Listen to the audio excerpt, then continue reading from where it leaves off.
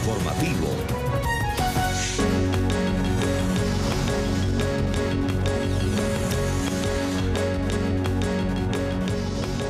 Mucha atención a las 12:03 del mediodía en Wisconsin. Las autoridades de la ciudad de Middleton investigan un tiroteo activo. La policía ha ordenado a la población no acercarse al área 1800 de Deming Way. Los disparos habrían sido cerca de la empresa Esker Software, a donde han llegado varias ambulancias. Aún no se sabe por el momento si hay heridos o víctimas fatales. Buenas tardes, así comenzamos esta emisión del informativo en NTN 24. Soy Karen Pereira y es un gusto estar con ustedes. Vamos a revisar a esta hora otros titulares de la jornada. Estados Unidos está con ustedes y nuestros corazones están tristes por ustedes. Dios los bendiga, nunca olvidaremos su pérdida, nunca dejaremos su lado. Estamos con ustedes. Testigo de primera mano a esta hora, Donald Trump visita Carolina del Norte, el estado más azotado por el huracán Florence. En minutos, ¿a cuánto ascendió la cifra de fallecidos por el paso del fenómeno por el sureste de Estados Unidos? Denuncian doble injusticia contra indocumentada de origen mexicano residente en la ciudad de Nueva York. Una mala asesoría de un abogado la puso en el radar de la policía migratoria ICE. En las últimas horas y sin notificación previa fue expulsada a México.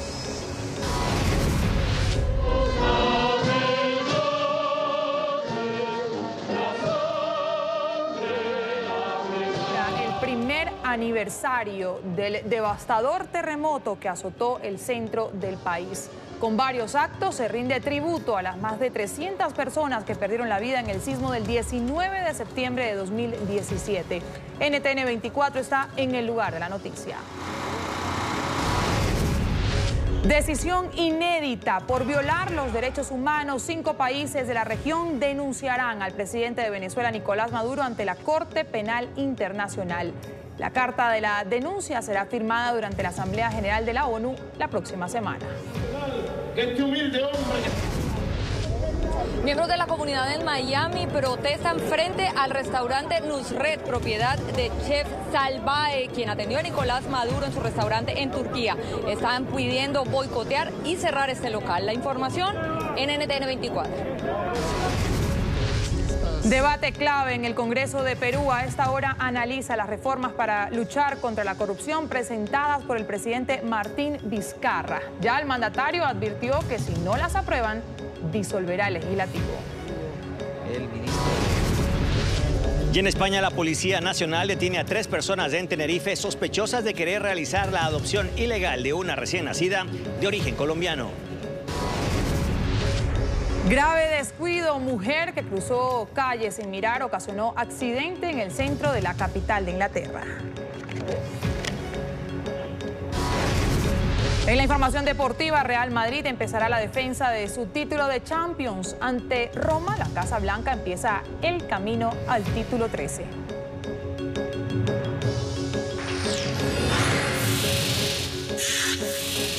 Comienza el informativo.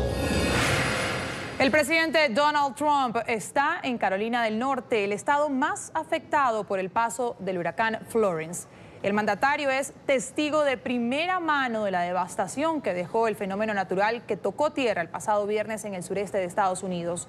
La cifra de muertos como consecuencia de los vientos, de las torrenciales lluvias e inundaciones provocados por Florence aumentó el día de hoy a 34.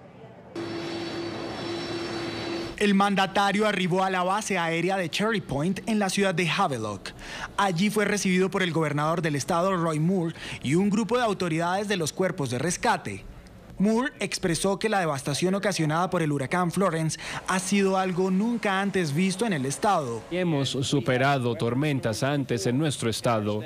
Pero, señor presidente, nunca habíamos visto una como esta. El presidente resaltó el trabajo de los equipos de emergencia y expresó sus condolencias a las familias de las víctimas. A las familias que han perdido a sus seres queridos, Estados Unidos está con ustedes y nuestros corazones Están tristes por ustedes. Dios los bendiga. Nunca olvidaremos su pérdida. Nunca dejaremos su lado. Estamos con ustedes.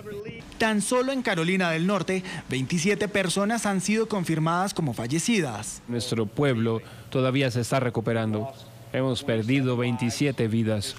Oficialmente hasta el momento, y hay otras que están bajo investigación y lamentamos la pérdida. Asimismo, Trump se comprometió a entregar los recursos necesarios para asistir a los damnificados. Hemos tenido mucha ayuda del Congreso, para ser justos. Estamos listos y ellos están listos para hacer lo que sea que tengamos que hacer para hacer esto perfecto. Y eso significa que desafortunadamente el dinero será mucho, pero va a llegar tan rápido como lo necesiten para cuidar de todos. Las autoridades de Carolina del Norte informaron que más de 200.000 viviendas se encuentran sin electricidad, mientras que cerca de 10.000 residentes permanecen aún en los albergues. Durante la conferencia de prensa, Trump anunció que viajará en las próximas horas a Carolina del Sur, donde varias zonas permanecen bajo el agua por el desbordamiento de varios ríos y las intensas lluvias. Revisemos a esta hora el reporte de víctimas fatales que hasta el momento han ofrecido las autoridades en los estados más golpeados por Florence. El gobernador de Carolina del Norte acaba de confirmar que hay 27 muertos en su estado, aunque aclaró además que otros casos están aún bajo evaluación. En Carolina del Sur, por su parte, han sido reportados 6 fallecidos, mientras que en Virginia hay al menos una víctima mortal. Mañana se cumple un año del devastador paso del huracán María, que dejó 2.975 muertos en Puerto Rico. Las autoridades de la isla confirmaron que en San Juan, la capital, realizarán un acto ecuménico para rendir un homenaje a las víctimas del poderoso ciclón. A la ceremonia asistirán representantes del gobierno federal y del Congreso de Estados Unidos, así como funcionarios locales y representantes de varias organizaciones.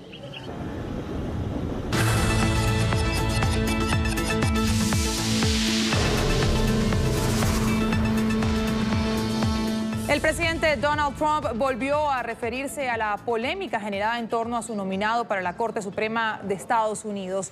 Hoy, el mandatario insistió en su interés de reunirse con Christine Blasey Ford, la mujer que ha puesto en peligro el nombramiento de Brett Kavanaugh como nuevo juez del Supremo. Blasey acusó al nominado del mandatario de haberse propasado con ella durante su juventud en los años 80. En las últimas horas, la denunciante dijo que no comparecerá ante el Senado hasta que el FBI realice una investigación sobre los hechos. Bueno, yo dejaría que los senadores siguieran su curso. Que lo hagan los senadores. Están haciendo un muy buen trabajo. Le han dado mucho tiempo, ya han pospuesto una gran audiencia. Y en realidad están dañando la vida de alguien muy seriamente. Y creo que es muy injusto. Como saben, el juez Kavanaugh ha sido tratado muy duro y su familia. Realmente me gustaría verla a ella. Me gustaría ver qué tiene que decir, pero quiero darle todo el tiempo que necesiten. Ya le han dado tiempo, han retrasado una audiencia importante. Yo diría esto, creo que es un hombre extraordinario, creo que es un hombre de gran intelecto, como he estado diciendo, y tiene un historial impecable. En Nueva York denuncian una doble injusticia contra una inmigrante indocumentada. Gloria Hernández, de origen mexicano, quedó en el radar del Servicio de Inmigración y Control de Aduanas ICE luego de que un abogado la asesorara erróneamente durante un trámite de asilo. En las últimas horas y sin alertar a su familia o a sus abogados, fue expulsada de Estados Unidos. Alejandro Rincón tiene su caso. Alejandro.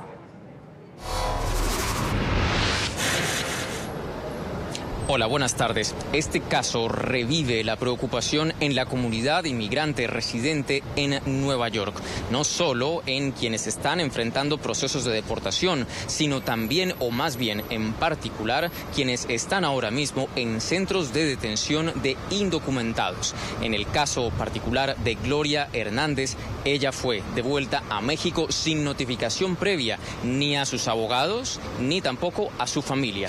La organización que la respaldó de forma urgente para tratar de evitar esa expulsión de la Unión Americana habló con NTN 24 sobre esta táctica de la policía migratoria ICE. Gloria llamó a su familia diciendo que le habían quitado el dinero que ella tiene para hacer llamadas, que le habían quitado el dinero que ellos le dan a ella en la cárcel. Ese fue el momento en el que supimos que la iban a deportar. No notificaron a nadie, ni al abogado ni a la familia. Y una policía secreta que actúa en las sombras no tiene lugar en una democracia.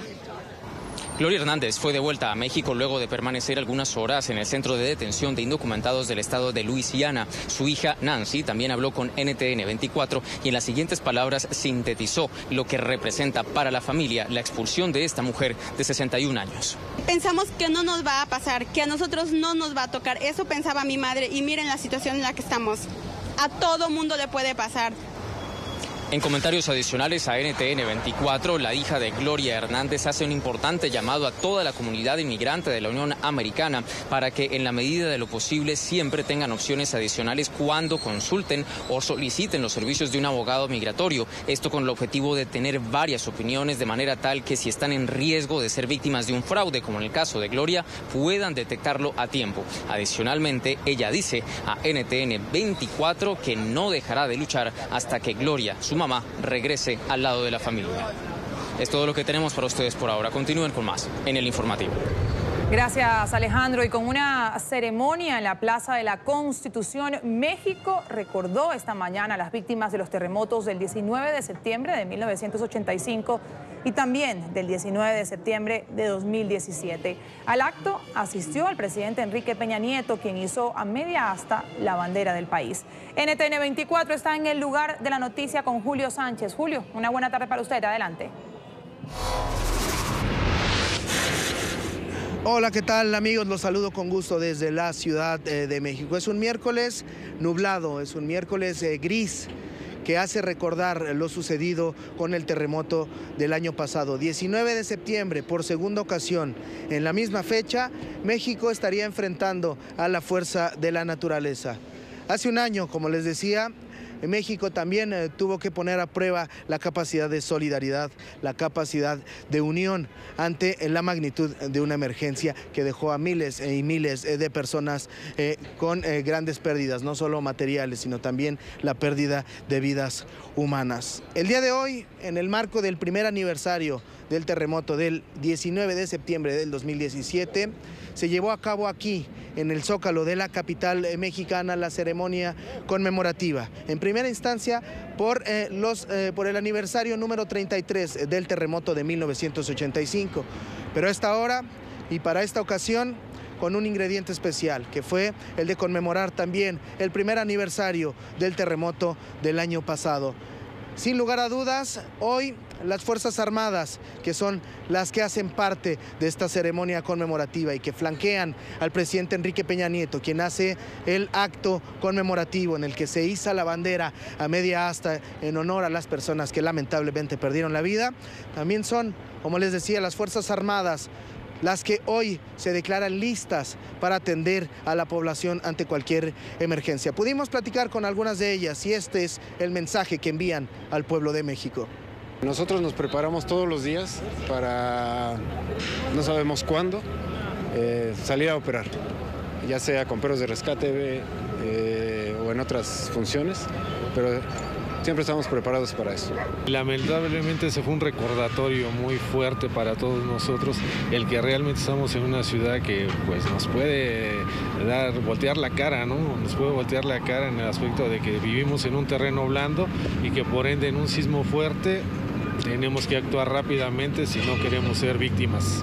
Y bueno, como parte de la conmemoración de este primer aniversario del terremoto del 2017 en México, también habrá diversas actividades. Se espera que en un ratito más se lleve a cabo un macro simulacro en todo el territorio mexicano y sobre todo en toda la capital mexicana para tratar de seguir haciendo conciencia entre la sociedad mexicana respecto de que se debe trabajar en la cultura de protección civil, ya que la situación geográfica que mantiene México pues nos habla de que debemos estar preparados todos los días porque la naturaleza no sabe de tiempos, la naturaleza no sabe de conocer o de preparaciones para las personas que vivimos en nuestro país. Así es que, sin lugar a dudas, México llega a este 19 de septiembre con ese sentimiento de unidad. Hay heridas que no han terminado de sanar, pero también hay momentos que sirven para la reflexión y para tratar de prepararnos ante cualquier emergencia. Es la información que tenemos desde el Zócalo capitalino de la Ciudad de México. Yo me despido, soy Julio Sánchez. Regresamos con ustedes a nuestro Centro Internacional de Noticias. Gracias, Julio. Vamos hasta ahora a revisar el antes y después de ese fatídico 19 de septiembre de 2017. Nuestro compañero Nicolai Abril tiene a esta hora las fotografías a un año del terremoto. Nicolai, una buena tarde para usted. Hola Karen, ¿qué tal? Una muy buena tarde para usted. Déjeme comenzar con la fotografía que más me impacta personalmente. Es una fotografía que fue tomada en la calzada de Tlalpan, en el sur de Ciudad de México. Ahí ven ustedes básicamente un bloque de viviendas antes de ese 19 de septiembre de 2017. Y lo que pasó después lo va a sorprender. Así lucía inmediatamente después del devastador sismo el bloque de viviendas que, como verán a continuación, quedó prácticamente derrumbado. Vean ustedes, reducido apenas a un primer nivel, con todos los escombros encima.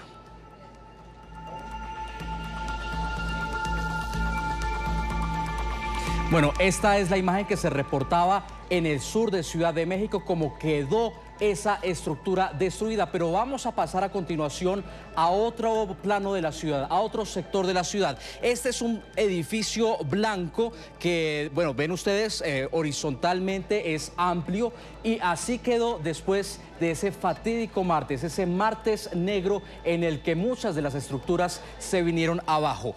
A la mitad prácticamente quedó reducido ese edificio en este sector de la Ciudad de México. Prácticamente, vean ustedes, quedó partido a la mitad después de ese violento sismo. Vamos ahora a otra colonia de la capital mexicana. Esto es en el número 286, en el Hipódromo Condesa, muy cerca de las áreas de comercio, de áreas tradicionales en la Ciudad de México. Es un edificio que tenía 7 plantas aproximadamente. Ahora vamos a ver cómo lucía después de ese movimiento telúrico. Quedó reducido a esto, vean ustedes, un montículo de escombros después de ese 19 de septiembre.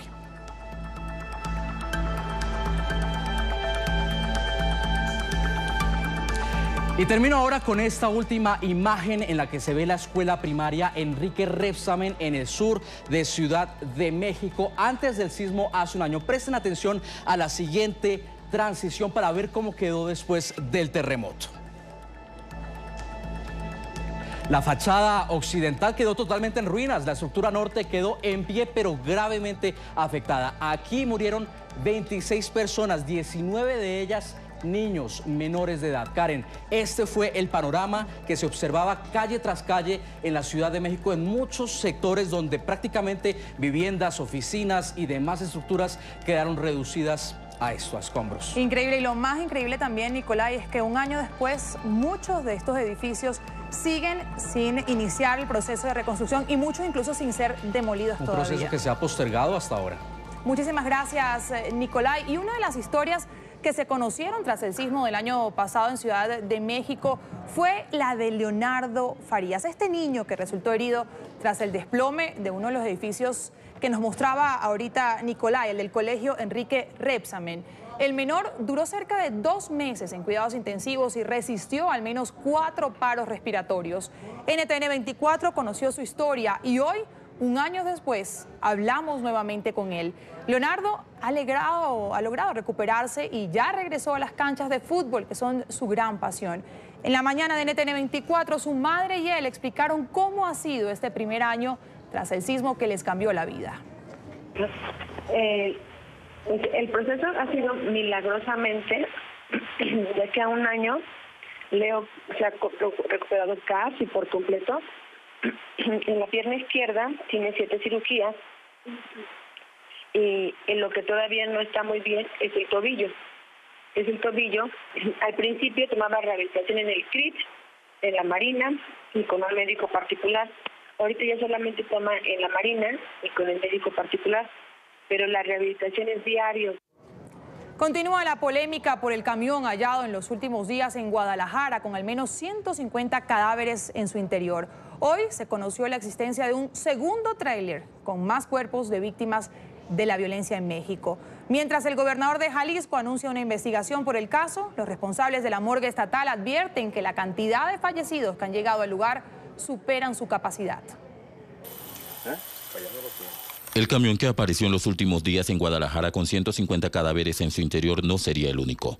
Otro vehículo que sirve de morgue móvil con más cuerpos estaría también en las instalaciones del Instituto Jalisciense de Ciencias Forenses. Así lo denunció el exdirector del organismo, Luis Octavio Cotero, quien justifica el hecho por falta de espacio en la morgue estatal. En las últimas semanas, un total de 444 cuerpos sin identificar habrían llegado al organismo, superando su capacidad de almacenamiento. Sin embargo, la decisión de colocar los restos en 2 contenedores ha sido fuertemente criticada por vecinos y autoridades estatales. El gobernador de Jalisco ordenó una investigación a fondo del llamado tráiler de la muerte y afirmó que el gobierno no tolerará muestras de indiferencia ni de indolencia. El hoy exdirector del Instituto Forense de Jalisco asegura por su parte que fue la propia Fiscalía la que habría rentado los vehículos para guardar los cadáveres. La mayoría de los cuerpos serían víctimas de la violencia en el estado, una de las zonas más golpeadas por el crimen organizado en México. Hacemos una primera pausa en el informativo. Al volver, sigue el repudio al lujoso banquete del presidente de Venezuela, Nicolás Maduro, en Turquía. El día de hoy hubo protestas en Miami.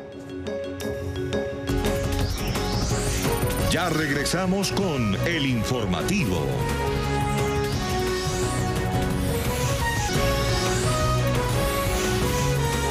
Continuamos con el informativo.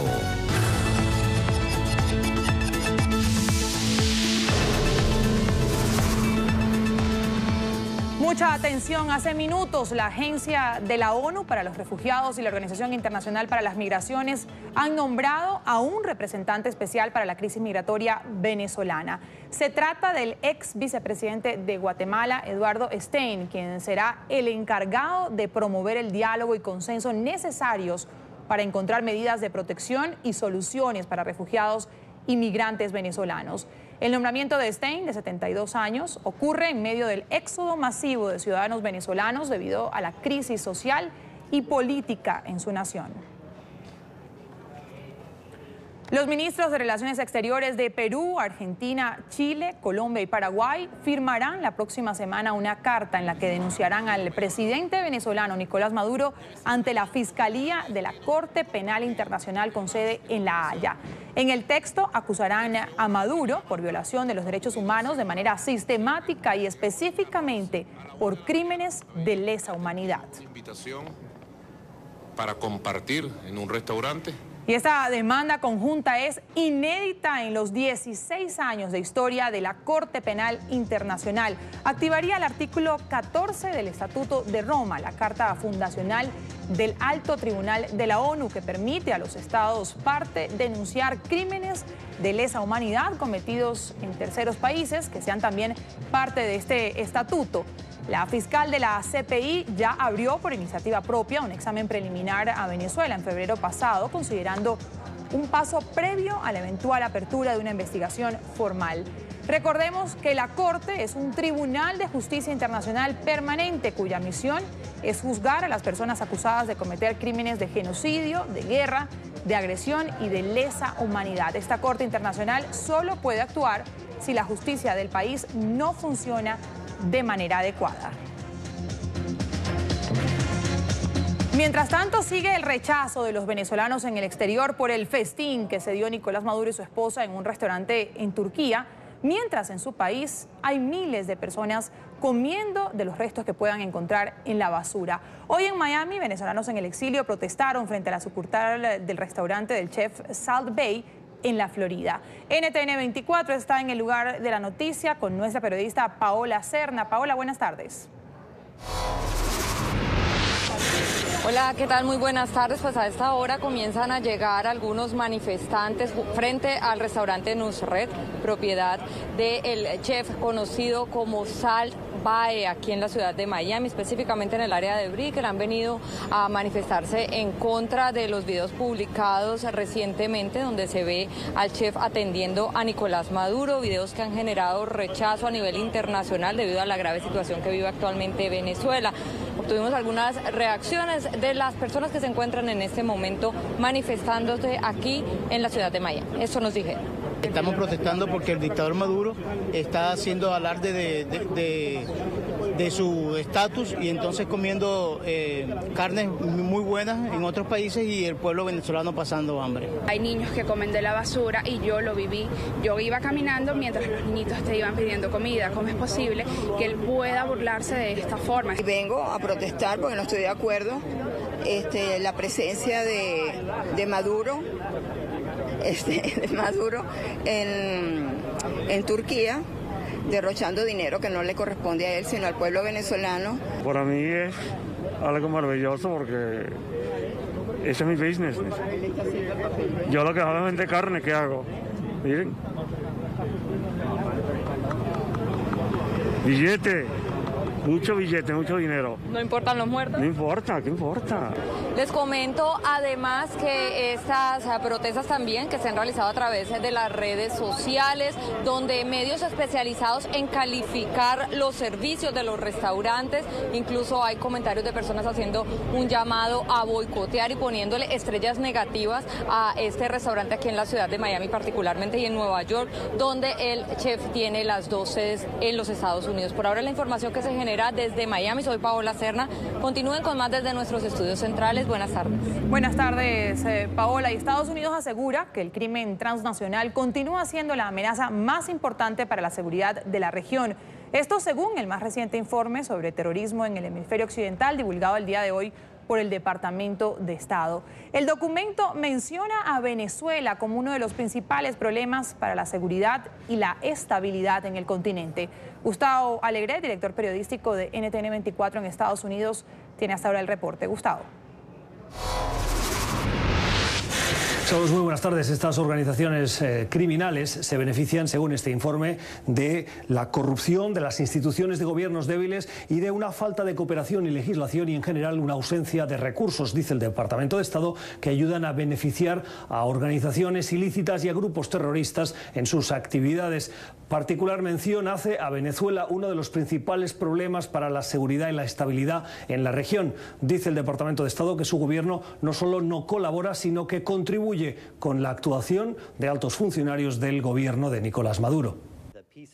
El acuerdo de paz en Colombia ha ayudado, un declive actual en la violencia relacionada con el terrorismo en el país, y eso es algo bastante bueno, pero también se menciona que hay preocupaciones por cada vez mayores niveles de actividad de crimen organizado y cómo eso puede ser una preocupación asociada con el acuerdo de paz.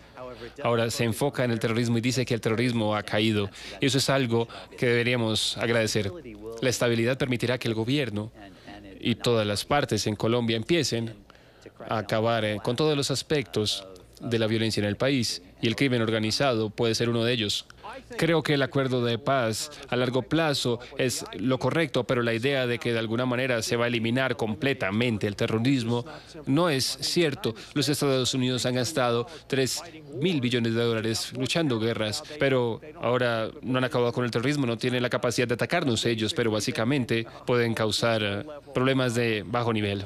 El informe también menciona el caso de Colombia, donde elogian la firma del acuerdo de paz, pero desde su firma, dice el informe, alerta, ha habido un incremento de esas actividades ilícitas en la región, impulsadas por grupos disidentes y organizaciones criminales, y sobre todo mantiene a la organización FARC como parte de la lista de organizaciones terroristas junto al Ejército de Liberación Nacional. Creo que Venezuela va a ser el país en Latinoamérica y en las Américas en general que genera la mayor cantidad de preocupación, no solamente del gobierno de Estados Unidos, sino de otros gobiernos en la región, por la situación que se deteriora. Hay un gobierno corrupto, hay unas condiciones económicas horribles, la gente está dejando el país.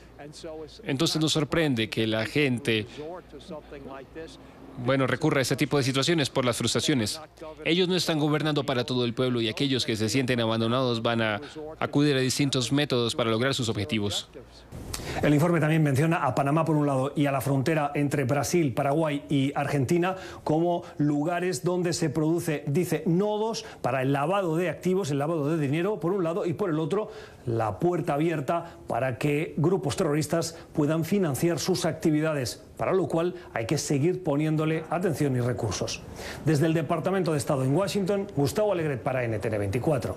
Gracias, Gustavo. Debate clave en el Congreso peruano. A esta hora el Legislativo lleva a cabo una sesión extraordinaria en la que se analiza la cuestión de confianza anunciada por el presidente Martín Vizcarra, que busca darle celeridad a la aprobación de las reformas constitucionales propuestas por el Ejecutivo para luchar contra la corrupción. En Lima se debate la cuestión de confianza, una medida que busca que se dé celeridad a las reformas constitucionales, políticas y del sistema de justicia ordenadas por el presidente Martín Vizcarra, con las que pretende combatir la corrupción. La reforma que lidera el gobierno contempla cambios en el Consejo Nacional de la Magistratura, así como la implementación de un Congreso bicameral, la prohibición del financiamiento anónimo de campañas políticas y la no reelección de parlamentarios. A pesar de que las medidas fueron solicitadas el pasado 28 de julio, solo se ha aprobado una, la de la reforma del Consejo Nacional de la Magistratura, con 112 votos a favor, 0 en contra y 0 abstenciones. Nosotros estamos trabajando con la Constitución en la mano. Todas las decisiones que tomamos se sujetan a la ley y a la Constitución. Creemos que las 4 reformas constitucionales que hemos presentado al Congreso y que pedimos que sean aprobadas no solo por el Congreso, sino vía referéndum por toda la población del Perú este año, va a merecer el respaldo y la confianza el día de hoy en el Congreso de la República. El plazo máximo para los otros 3 proyectos vence el 4 de octubre. Por eso el presidente, ante la demora y retrasos del Legislativo, intenta tener el respaldo político que le permita llevar estas propuestas a referendo el próximo 9 de diciembre para su aprobación definitiva. De esta forma, la fecha coincidiría con la segunda vuelta de las elecciones regionales. Colegas, necesita que se aprueben estas reformas y se haga con ustedes, pero ustedes con la gente. Nosotros no estamos apostando por soluciones parciales. Nosotros estamos apostando por un plan integral. Si la cuestión de confianza no prospera, el gobierno de Vizcarra podría pedir la disolución del Congreso, una medida que se contempla en la Constitución peruana.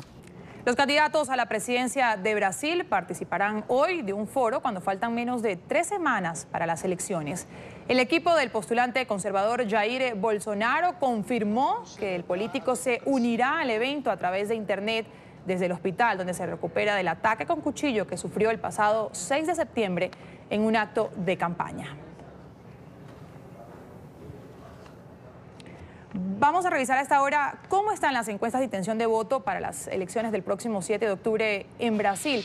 De acuerdo con un estudio difundido por la firma Ibope, el ultraderechista Jair Bolsonaro sigue punteando con el 28%. Por su parte, Fernando Haddad, el candidato del Partido de los Trabajadores del expresidente Lula da Silva, trepó al segundo lugar. Haddad fue oficializado como aspirante del PT tras la renuncia de Lula, quien actualmente está preso por corrupción.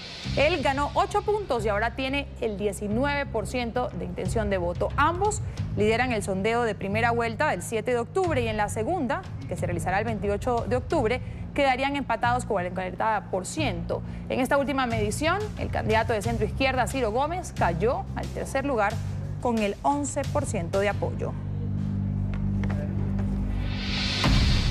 Chile celebra el Día Nacional de las Glorias del Ejército con la tradicional parada militar. 9.500 uniformados desfilarán en la elipse del Parque O'Higgins para recordar a los héroes de la gesta independentista.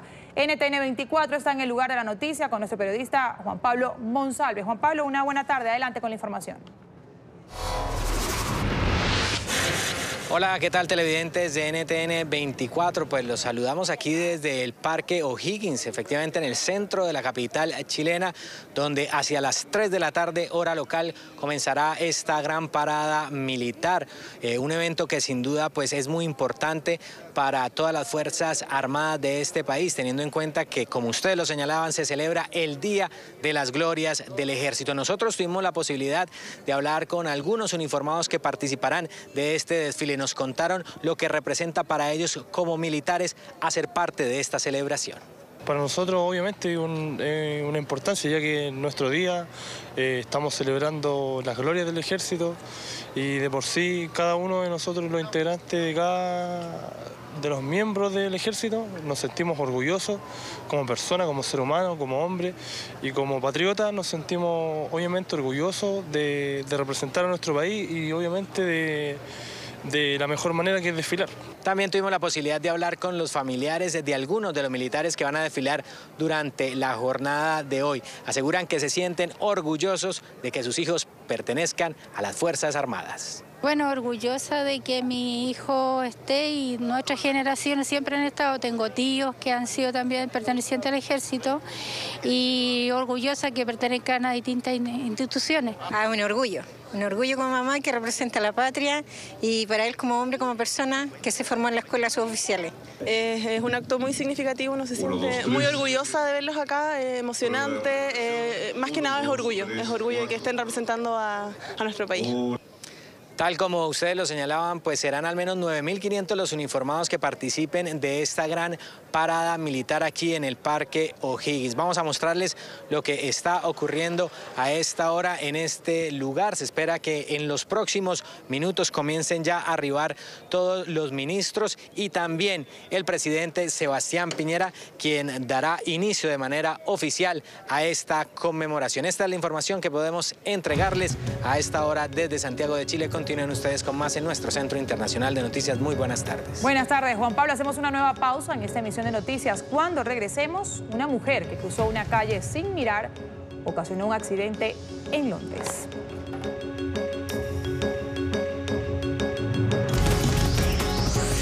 Ya regresamos con el informativo.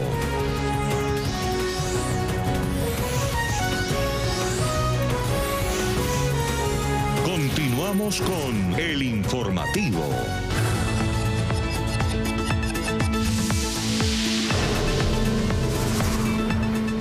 Los líderes de las dos Coreas sellaron su histórico acercamiento en Pyongyang con medidas que trascienden el ámbito nuclear. Además de anunciar el cierre de la principal base de ensayo de misiles norcoreana, acordaron también una posible candidatura conjunta para ser sede de los Juegos Olímpicos.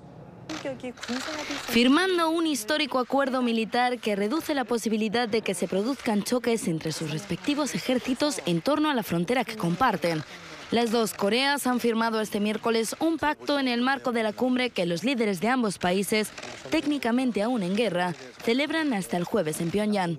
Según el documento, los dos países suspenderán desde el 1 de noviembre sus respectivas maniobras junto a la frontera terrestre, de la cual ambos eliminarán además 11 puestos de guardia fronterizos antes de final de año. Además, las dos Coreas establecerán una zona de restricción de vuelo junto a la línea divisoria y un área en torno a su frontera marítima occidental en la que se prohibirán las maniobras y los ejercicios con fuego real. El histórico documento supone hasta la fecha el acuerdo de mayor relieve para rebajar la tensión militar entre los dos países, que permanecen en guerra desde 1950. En la declaración conjunta firmada por Moon Jae-in y el líder norcoreano Kim Jong-un, Pyongyang se compromete a dar nuevos pasos simbólicos como el cierre permanente de su central en Yongbyon, epicentro de su programa nuclear, si Washington cumple con lo acordado en la cumbre de junio en Singapur. A su vez, en la declaración conjunta, las dos Coreas acordaron además incrementar los intercambios transfronterizos para impulsar el desarrollo económico común y, en concreto, emprenderán antes de final de año la conexión de sus vías férreas y carreteras. Por último, se acordó celebrar reuniones por vídeo de familias separadas por la guerra de Corea y la apertura de una oficina en la ciudad fronteriza norcoreana de Kaesong, a la que norteños y sureños puedan acudir para tratar de localizar a familiares que viven al otro lado de la frontera. Kim afirmó en una comparecencia que será el primer líder norcoreano en visitar Seúl, algo que dijo querer hacer antes de final de año, siendo el primer presidente norcoreano que pisará la capital surcoreana en caso de que se haga efectivo lo acordado este miércoles. En España, la policía detuvo en la localidad de La Laguna, en la isla de Tenerife, a 3 personas sospechosas de intentar realizar la adopción de una recién nacida de manera irregular. La pareja pagó los gastos a una mujer embarazada colombiana para que viajara hacia España a cambio de entregar a la bebé. El reporte con nuestro periodista en España, Marcelo Moncayo. Marcelo. Hola, ¿qué tal? Saludos para todos ustedes desde Madrid. Amigos televidentes, la policía española detuvo en Tenerife a 3 personas sospechosas de querer realizar la adopción ilegal de una recién nacida de origen colombiano. La Policía Nacional detuvo en San Cristóbal de la Laguna, en Tenerife, a 3 personas sospechosas de organizar una adopción ilegal de una bebé recién nacida, hija de una joven madre colombiana de 22 años. Los detenidos son la pareja que quería adoptar a la pequeña y la mujer colombiana quien llegó hasta la isla de Tenerife luego de contactarse con el matrimonio a través de internet. La mujer salió de Colombia el pasado 9 de agosto desde Palo Negro, en Bucaramanga. El matrimonio le ofreció pagar todos los gastos para llegar hasta España y cubrir sus estudios universitarios a cambio de la bebé. Esto último no fue aceptado por la madre colombiana, pues sentía que estaba vendiendo a su hija. La joven colombiana sí aceptó entregar a la pequeña a través de un proceso legal de adopción. La pareja le aseguró no tener hijos y gozar de una posición económica acomodada. Cuando la joven llegó a Tenerife, constató que no había esa soltura económica y que el matrimonio ya tenía 2 hijos varones. La gestación continuó en la casa de esta pareja española, pero cuando la joven dio a luz del pasado 7 de septiembre, recapacitó y no quiso entregar a su hija, por lo que aprovechó para salir de esa casa y hacer la denuncia en la policía. Las investigaciones continúan, pues todo indica que el matrimonio quería inscribir fraudulentamente en el registro civil a la niña, argumentando que el esposo era el padre biológico. Amigos televidentes, y en estos momentos la pequeña niña está bajo los cuidados de los servicios sociales en Tenerife. Este es el informe Marcelo Moncayo, NTN 24, Madrid. Gracias, Marcelo. Y en Londres, la cámara adherida al casco de un motociclista captó este accidente. Mientras transitaba por las calles de la capital británica, el conductor arrolló a una joven transeúnte que cruzó la calle sin mirar. La mujer, que venía distraída, fue sorprendida por el impacto. A pesar de estas imágenes y del fuerte golpe, las 2 personas se retiraron minutos después del lugar sin heridas de consideración. Con estas imágenes vamos a un corte comercial y ya regresamos con la información deportiva. Ya regresamos con el informativo.